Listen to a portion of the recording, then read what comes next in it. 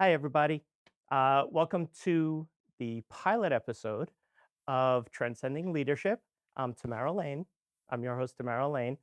And thank you for joining me on this journey. And this is a journey of self-inflection, also a journey of understanding, possibly toss in a little bit of education in there.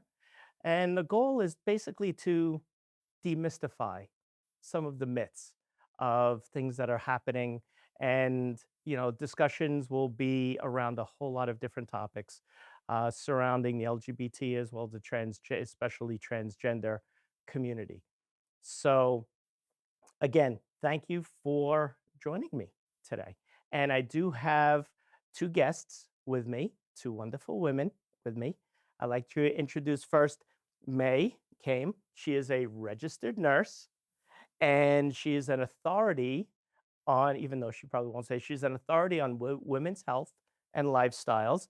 She is a visionary speaker.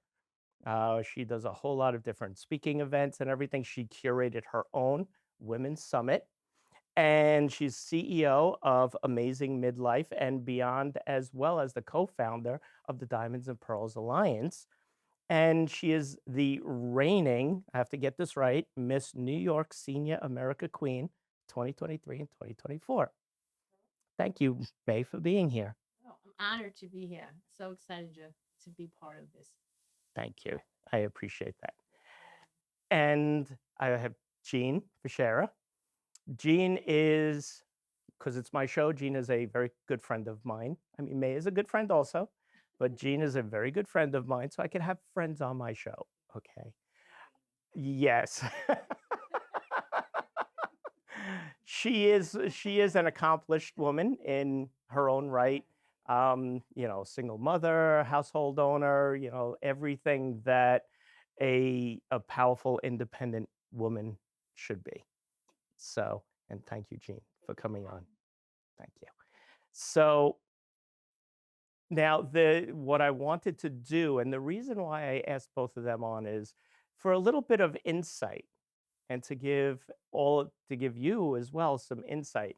Now, May and I, we've known each other for a handful of years. And May has only known me as Tamara, whereas Jeanne, we've been friends for over 10 years or so. Yeah. So Jeanne knew me before I transitioned.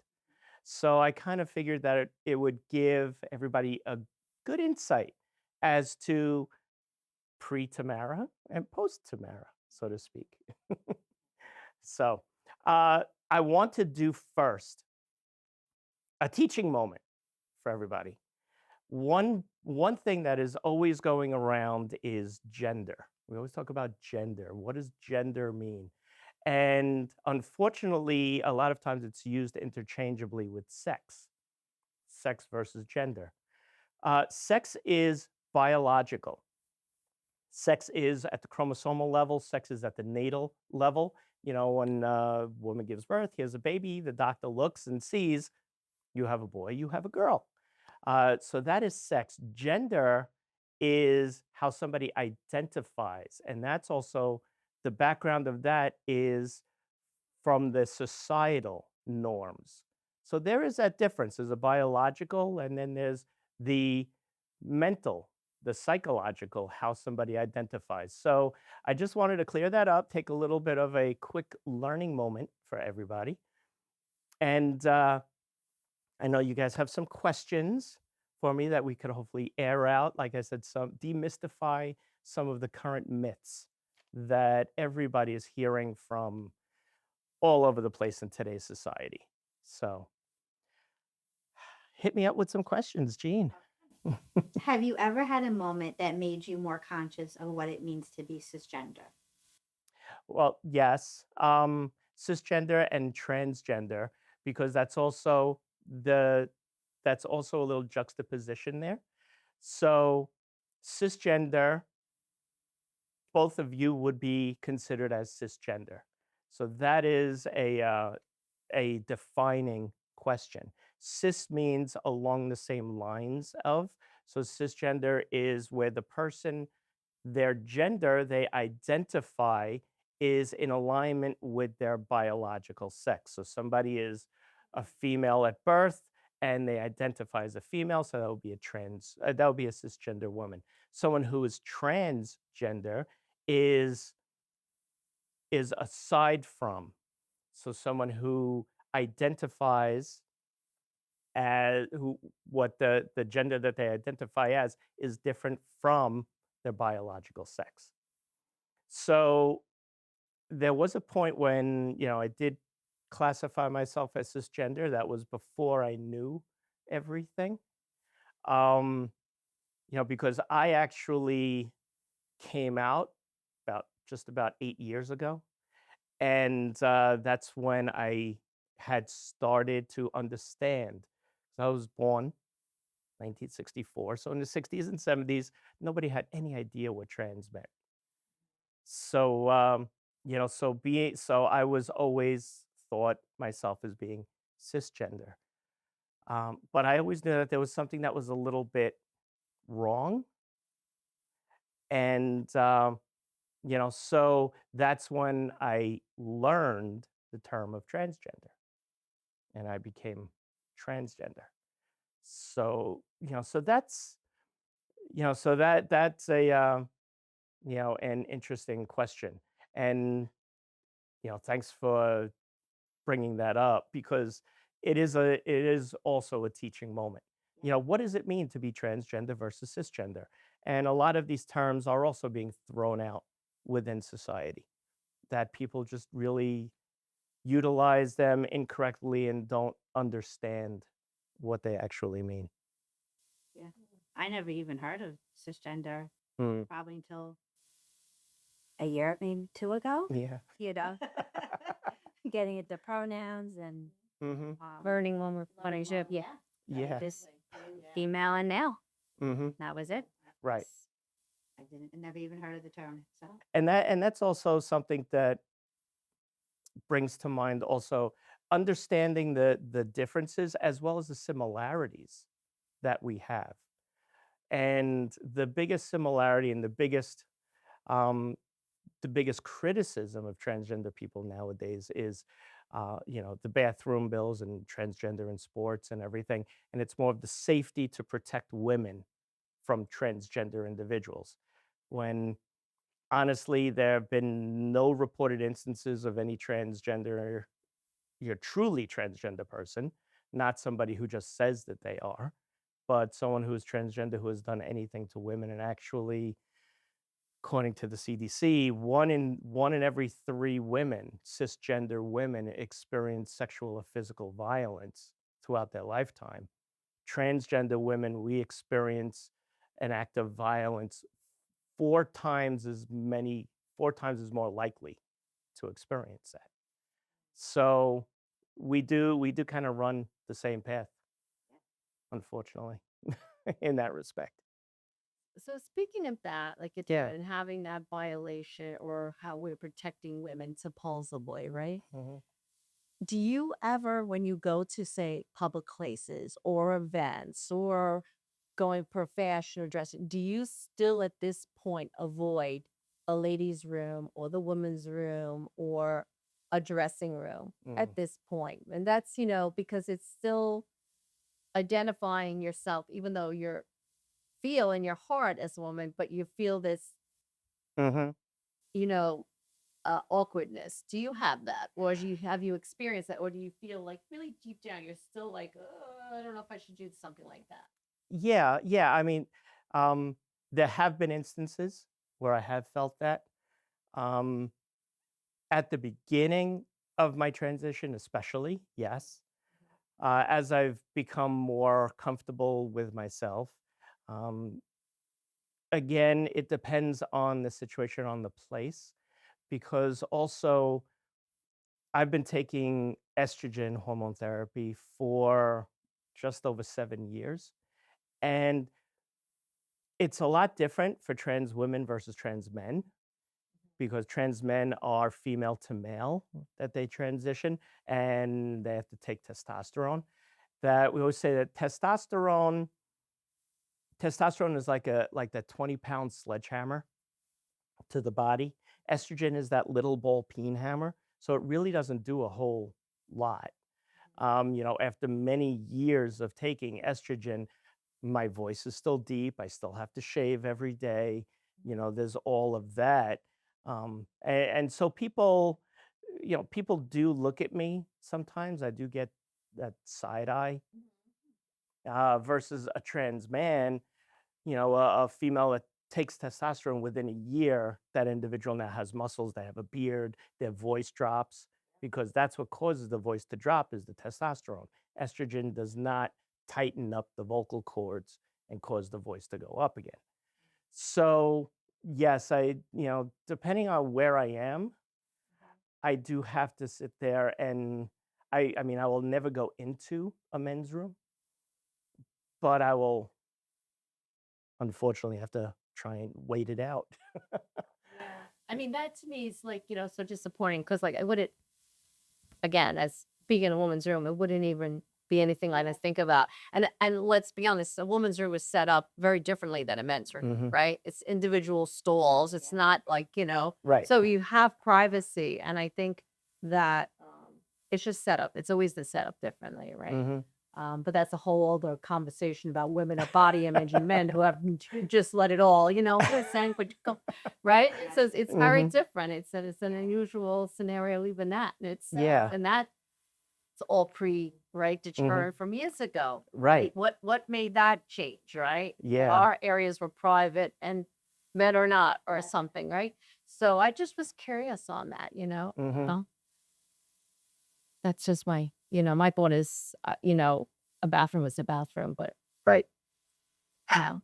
And I think you know what Mhm. it is. And maybe you can answer too. I think unfortunately, it's like anything else. Unfortunately, the media and whether it be, and I'm not getting political or religious or whatever it might be, has one or two bad apples or somebody who's done something that was inappropriate, Right.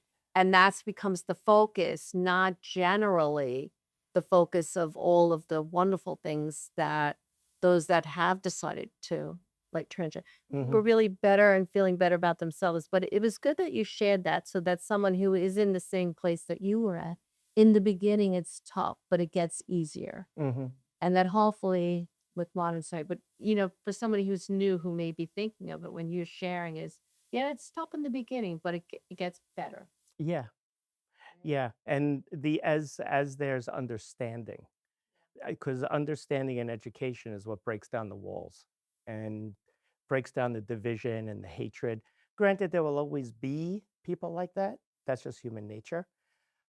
But, the more that people understand the situations and understand terminology and understand the life of somebody, I mean, talk about violence, a handful of months ago, I was just in the parking lot doing some, grocery shopping, putting my groceries away, and somebody just came up to me and started threatening my life just because of who I was, how I looked. It's, it is disturbing. Um, But again, hopefully, with understanding and with education comes empathy and breaks down And I those think walls. that's so important. Why, I mean, honestly, why I think you're doing this show Mhm. is because even someone, like I said, I mean, I'm pretty open minded. I think I'm, a kindness. We all have differences. But for other people who may not have any understanding, and I have to Mhm. say, I was a learning curve for myself, just understanding it. Yeah. Understanding the emotion part, the mental part. And I think I had mentioned this once before, and you could maybe elaborate to your own self, knowing someone from childhood that you knew you Mhm. were in the wrong body, I'll say. I don't know other way to explain that, Yeah. but you know what I'm saying? Like you just knew it, you just never felt right. Maybe Mhm. share around that. Like when did it Right. happen? Or, did it happen overnight or did you feel it? Just never acknowledge Mhm. Yeah, I mean, it was a journey, and again, the time that I grew up, nobody knew. You don't know about transgender, you don't know about gender dysphoria or anything like that, and I even say, because I was a New York City paramedic, and I worked in the night up until like the mid to late 90s, and I worked at St. Vincent's Hospital in Greenwich Village, the heart of the LGBT community. And even then, the mindset was you were a tranny, which meant that you were a gay drag queen or a prostitute. And I didn't identify with any of that. So it's the fact of the identification where you look in the mirror and what you see does not coincide with the way that you feel. And they've been fine. And a lot of people would say, and that's part of the gender dysphoria aspect. And it causes depression, anxiety. A lot of people with gender dysphoria have suicidal ideations just because of all the depression with it. And it's just the fact of that psychological mashup, so to speak, and mismatching that a lot of people tend to feel that, oh, someone who's transgender, so they have a mental illness. It's not a mental illness. And actually, there have been studies and several studies, the last one by Harvard Medical, that there's a biological component. Scientists know and have known that if you have two brains, a male brain and a female brain, physically they're different in size, in a little bit of shape, in weight, that there's difference. More specifically, the bundles of nerves within the brain are different, are in different places.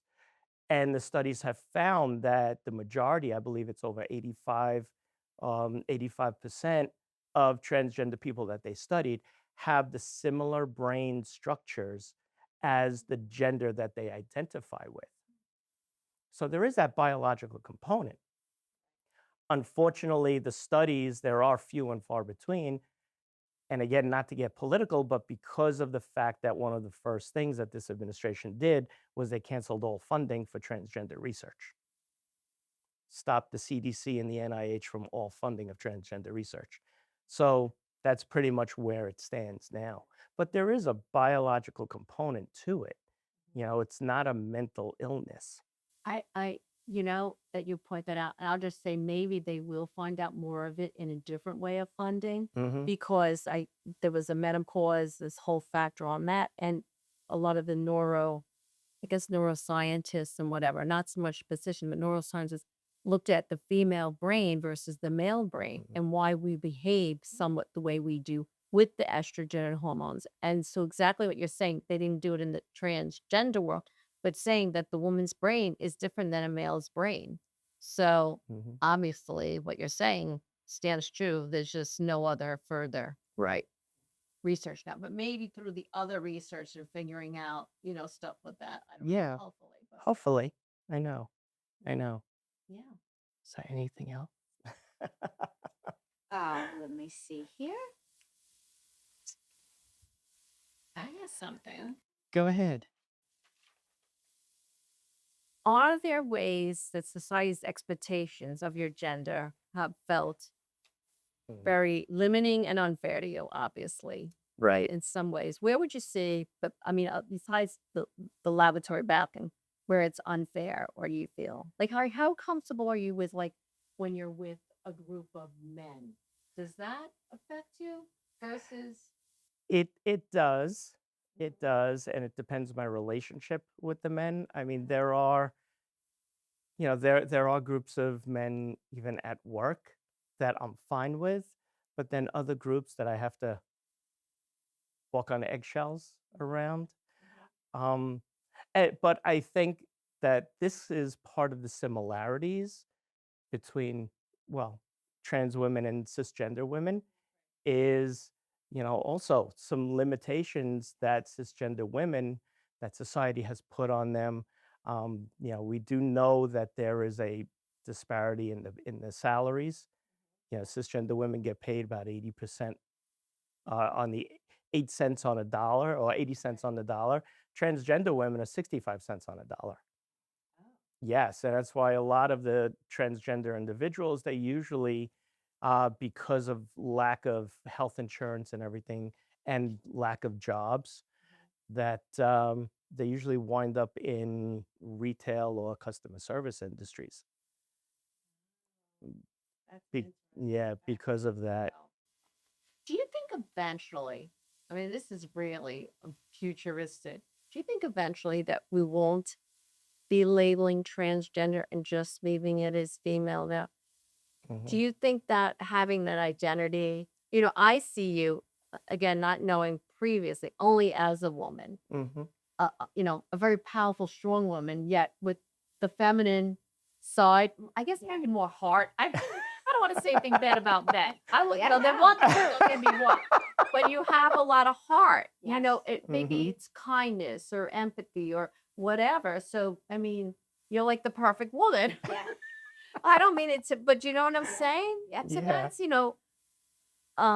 something, I don't know, that eventually that we don't do that. Mhm. And that if we just all become like, that's the only way we know you as a woman instead of transgendered. I don't know. I hope so. Yeah. And to a point, and this is something that I have said, even to people within my own community, that we shoot ourselves in the foot so many times. And, by putting labels on everything. Yeah. And I mean, I get it because that's part of human nature is we need to identify ourselves. However, my prime label, so to speak, is just human being. And that's it, so, and I mean, I don't know. How was I before?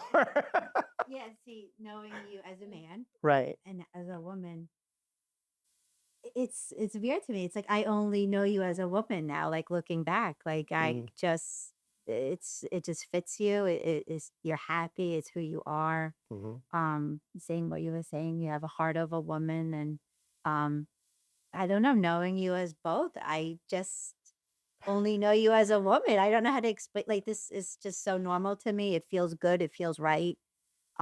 Even working with you or just even on a, social friendship level, it just you being a woman to me, I just feel like is right for you.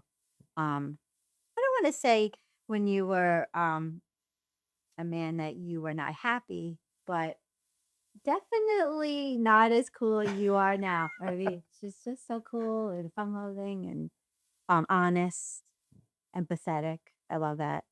Brave. I think you're very brave, very courageous in your journey. Definitely. And you definitely, to me, um, have really, really focused on getting the message out to help others that are in your situation Mm, where if you can even like we've had conversations where someone will reach out to you and say, "Hey, my son, just told me that he's dating, right. a transgender, and I love my son, and I just want to know, like, how do I go about this? You know, Mhm. how do I, approach the pronouns? I don't want to offend anybody. So, like, I think you're helping everybody, like, all around, not just transgender or, cisgender. I think you're just getting the word out to everybody, and I think you have a good platform to really, make an improvement. Thank you. Especially, I second that Yeah. just from the one event that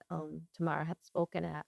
The women there, had like one had brother. Nobody wanted to ever talk about certain things, and then was like felt very open, Yeah. about the family relationships. That's important. That Mhm. coming to recognize that, right? You kind of Yeah. some people some inner peace, like in the sense of saying that not everybody's going to get it yet, right? Right. Yeah. Right. And Your feeling it's on that, like, yeah, and some people just, whether it be their original background or whatever it might be. mhm. Yeah, and it's just the understanding, and again, it comes to a point where my community, like I said, we shoot ourselves in the foot because we're always, pumping the fists in the air and protesting and, oh my God, you misgendered me, and a lot of times I will tell, especially somebody who is younger, and I get it, when you're younger, you're protesting, you're more verbal, fine. Is just that is it being done maliciously or is it just a human being that made a mistake? And with that, it's again giving grace to people that Yeah, even members of my own family, right? I was Todd, now I'm Tamara. My brother even said, I'm going to get it wrong. I don't want to get it wrong, so I'm just going to call you T. You know what? It's a compromise. Fantastic.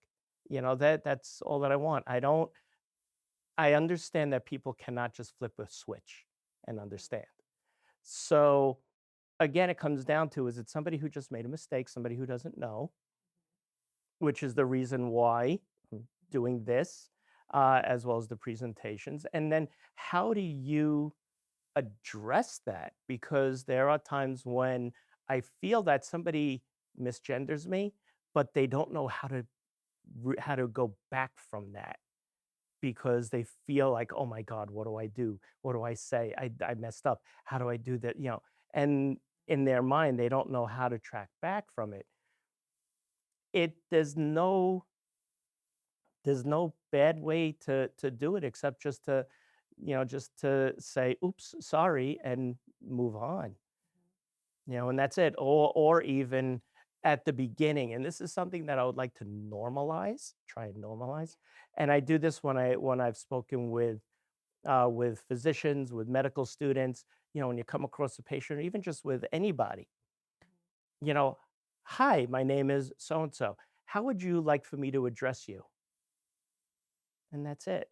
Because we've all been, and I gave this is one thing that I say at my presentation, we've all been to these parties where, I'd like to introduce you to a friend of mine. This is Steven. And you go, oh, hi, Steve, how are you? And the person says, well, I prefer Steven. Okay, that's normal. That's fine. Why is this any different? Why is interacting with a transgender person any different? It shouldn't be. I think you're right. I'm not gonna. I think somewhat society has to come along as far as Yes. like Yes. everybody gets uptight because I think that exactly what you're saying. They're afraid to make that mistake, right? Or say, I'm sure when you were in maybe you probably because you were there before and after that people were trying to adjust to the new language or the new call for you, right? Yeah. Instead of he, now it's a her, and okay, and everybody probably was, whatever. Could I ask one other question too? What moment did you decide, if, like this is it? Like if you were going to tell someone like who's watching this, and not I'm not saying encouraging them, but in a way, like they've been battling this. Like what made you just say, and I'll call it, bad way to say pull the trigger or anything, yeah, wait, but make that step out and go, I'm gonna do this because that's bold. Mm. That is, like you said, extremely brave, extremely full, you know, and like just what got you, like, what happened? There Mm. was something, or just you woke up and said, "This is it." Yeah, it got to a point where there was a time in my life when I realized I was doing everything for everyone else at my own expense. So it just, again, got to a point where I said, I have to do for me. This is not working out. I realized that as a man, I hide in my cave, which is what men do. They don't want to face anything. They go into their cave, mentally, even physically, go down into their garage or whatever. Um, I just did not want to do that anymore. And that's when I started searching. And I found the LGBT network and the support groups there, and stuff like that. So that was pretty much it. It was just this whole buildup throughout my life that something is different with me. Tried to fit in here, tried to fit in there, and then it got to that point where I said, I have to do for me. And that's it. So, well, we're about out of time. So unfortunately, I know we could just keep on talking. So thank you to my guests, to May, to Jeanne. I appreciate you guys being here so much. Thank you to everybody watching. And please know that these conversations, they are very important. They are meaningful and they build bridges. Again, that was the purpose of this show, is to help people to understand more. And when you understand, there's empathy, and that helps to build bridges with everybody. So for more on this, if you want to see more on this, please, by all means, go and visit my YouTube channel. It's Trans-cending Leadership, which is TRANS CENDING Leadership. And you can watch a whole bunch of videos. I go into science, I go into some religion, I go into a whole bunch of different things, learn more about me, my personal journey, all of that fun stuff.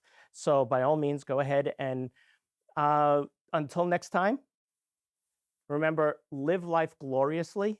We have to live life gloriously because up until the very end, the future is what we make it. So thank you for joining me, and I'll speak to you soon.